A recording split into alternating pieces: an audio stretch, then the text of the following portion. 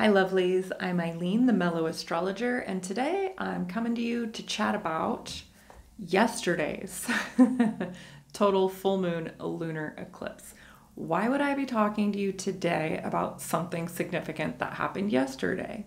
Well, that is because eclipse energy is big, big energy. We're more sensitive under the eclipse energy, and the energy itself is extremely potent. So, we tend to feel these energies for several days before and several days after. And in fact, the events that occur under an eclipse can often play themselves out over the course of days, weeks, or months, sometimes even an entire year, depending on what the event was and what it kickstarted in our lives. So I frequently like to look at a particular astrological event after it's happened, because of course, rather than telling you, hey, you might experience X, Y, and Z, you can instead give me feedback and say, hey, Eileen, actually, this happened, or I thought this was going to happen and it didn't, this happened instead. Eclipses frequently bring sudden or unexpected changes, and it's because if you think about the symbolism of, so eclipses occur either under a full moon, if it's a lunar eclipse, or a new moon, which is a solar eclipse.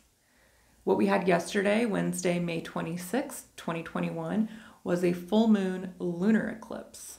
And if you've watched my other videos, then you know that the full moon is always in the sign opposite of the sun. So the sun is currently in the sign of Gemini, and therefore the full moon is in the sign of Sagittarius, which is the polarity point in the zodiac. Okay, just its immediate opposite or polarity point. Symbolically, under a full moon, if you think about the full moon, how it illuminates, right?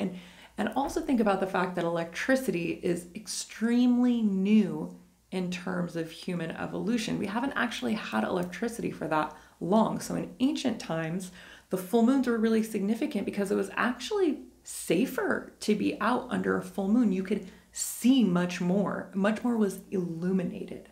So if you think about the symbolism of the illumination of full moons, and particularly under an eclipse, then you can start to think about what kind of experiences you might have. And that is, things are revealed to us. We see things more clearly. It's the light being shed onto a particular situation or event. And this is why sometimes we can experience a sudden revelation. And I don't mean a mystical revelation, but it's like maybe something has been confusing to you for a few weeks or a few months, and now it's very clear. Or maybe you had an intuition that something just wasn't right about a certain situation. Well, now you have all the pieces to the puzzle. Or maybe, this has happened for me, you're working a job and there's all this stuff that's happening in the background, but you're not privy to it because you're not part of upper management. And then upper management will disclose something on an eclipse day. And you're like, oh, so that shit's been cooking for about 6 months, but I'm only just getting wind of it, right? So these are the different types of experiences that we can have under a full moon, under an eclipse, excuse me. So it's important to understand that eclipses happen when the sun and the moon are in alignment, when they are right next to the lunar nodes or the nodes of the moon. Now, the nodes of the moon are not planetary bodies. They're mathematical points that are calculated by the Earth's ecliptic, the Earth's orbit. Okay, if you're not a student of astrology, it's okay to ignore that. It's just important to understand that the lunar nodes are involved with an eclipse, and that is actually when we have an eclipse. Otherwise, we would have an eclipse every full and new moon, which is once a month. And obviously, we're not having eclipses once a month, right? And this is the distinction. So because the sun and the moon are in Gemini, the sun, and Sagittarius, the moon, we know that the lunar nodes must also be in Gemini and Sagittarius, okay? Again, if you're not studying astrology, just ignore my chatter about the lunar nodes. So what does Sagittarius represent, and how can we expect to be experiencing this energy? I said that we can feel it in the days leading up to an eclipse, and we can feel it in the days after an eclipse, and even, months, if not, sometimes it's years even, because the circumstances are unfolding and they're playing out, and an eclipse will kickstart what needs to be played out. Sagittarius represents many, many, many different archetypes, and I'm going to focus on one or two especially, okay? Again, I try to take everything to the next level in terms of spiritual practice. So Sag represents so many different things, but what Sagittarius wants more than anything else, more than anything else, is truth. It wants to understand what is true. Okay, now if you're a Sagittarius and you're walking around, you're like, whatever, Eileen, I'm not thinking about that. This isn't necessarily like a day-to-day something or other that's at the top of your mind. This is more of like a transcendent expression of this energy. But everybody has Sagittarius energy in their chart. Everybody has the planet Jupiter in their chart. And everybody has the 9th house in their chart. And these three things, Sag, Jupiter, and the 9th house, are an archetypal unit. So they're representative in evolutionary astrology, which is what I practice and teach. They're representative of specific archetypes of human consciousness and human experience. Okay, so truth is something that is extremely important and powerful to humanity and to certain individuals even more, right? Some of us are very oriented around truth and truth consciousness. Truth inherently is, or truth consciousness is enlightenment. It's breaking away from whatever is illusory or unreal suffering, right? To embody truth consciousness. And this is why the Sagittarian archetype, Jupiter, rules the archetype of the guru, the teacher, etc., because they are fundamentally concerned with truth consciousness. Okay, now I know we're not all trying to seek enlightenment here. I personally am. That's one of my goals in life, is enlightenment. So it's important to understand that that's the lens through which I see and I'm talking to you. But how do we embody this energy on a day-to-day basis? Okay, and when we have an eclipse that's in the sign of Sagittarius, truth is a prominent theme. What is true for us personally? What is true for our cultures and collectively for humanity? So Sagittarius also is the archetype of the explorer, the adventurer. The reason being that when we explore, when we adventure, when we leave our home country and travel abroad, we are getting another experience, another opportunity to experience human expression. So what is true for an American is not necessarily true for someone who lives in Bali, for example, or somebody who lives in Thailand. These are very different cultures that have different cultural truths. So through the experience of traveling or adventuring, we are able to reflect back our own truths as personal truths as well as universal truths. Okay, so this is the Sagittarius archetype, that through adventure and exploration, through the study and attainment of knowledge and wisdom, we are better able to distill down what is actually true and then discern what is true for me personally. Because I know what is true for me isn't going to be true for the next person necessarily, right? Some people are going to be Catholic, some people are going to be atheist. That's an individual truth. But then there are collective truths like all humans smile when they're happy and joyful. Okay, so there are things that are true individually, things that are true collectively. And the Sagittarius archetype assists us in discerning the difference.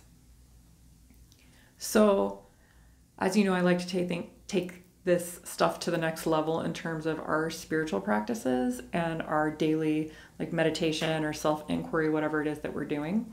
So we have 2 weeks until the next eclipse because they happen in pairs or threes, the eclipse season. The next one is in the sign of Gemini in June, in 2 weeks.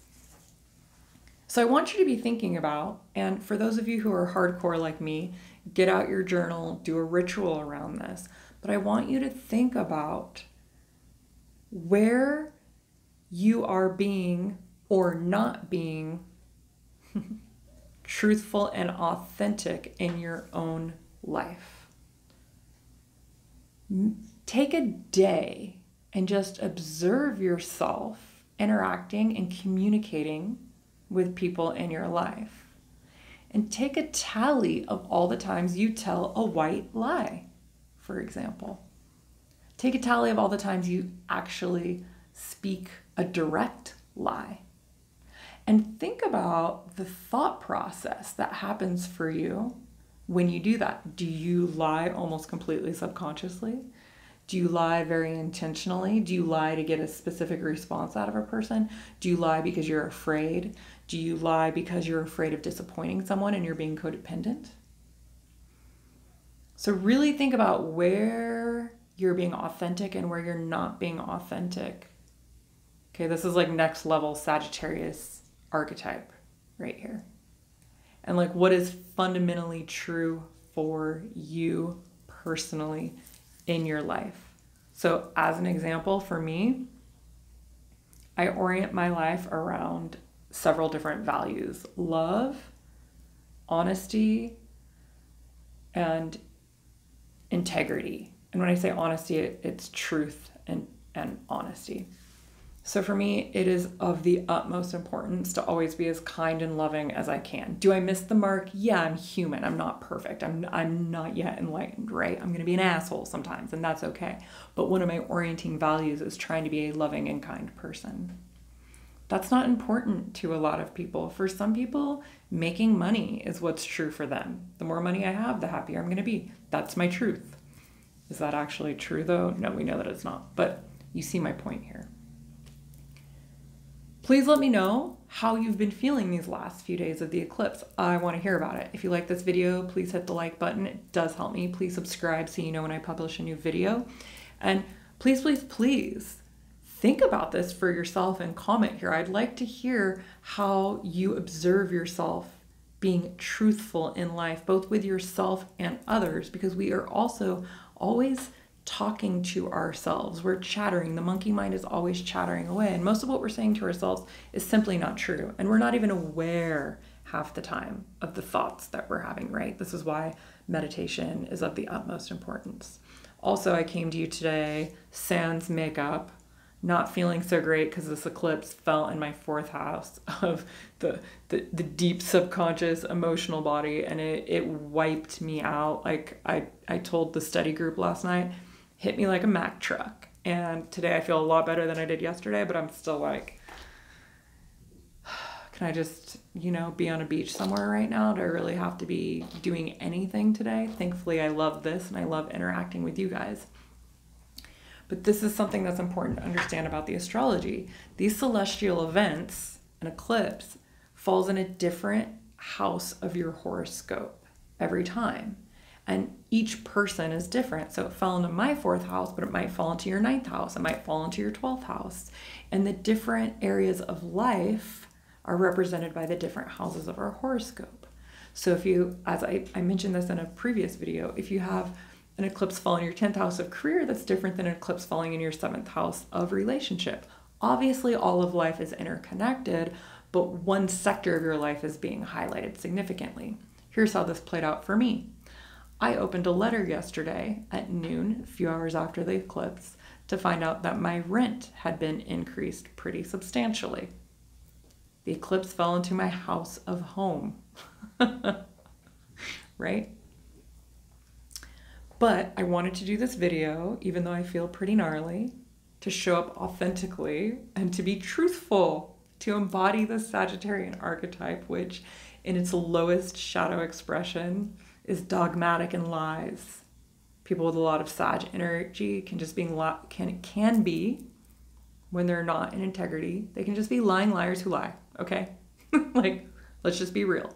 And when in its opposite expression, when it's expressed as a virtue, it's very concerned with truth and justice and expressing the truth as it is true for the individual personally and the collective. Okay, so I'm being very esoteric with this video, but I hope you can see how it's actually quite applicable to your daily life. Again, let me know what you think. And until then, have a beautiful day. Ciao, ciao.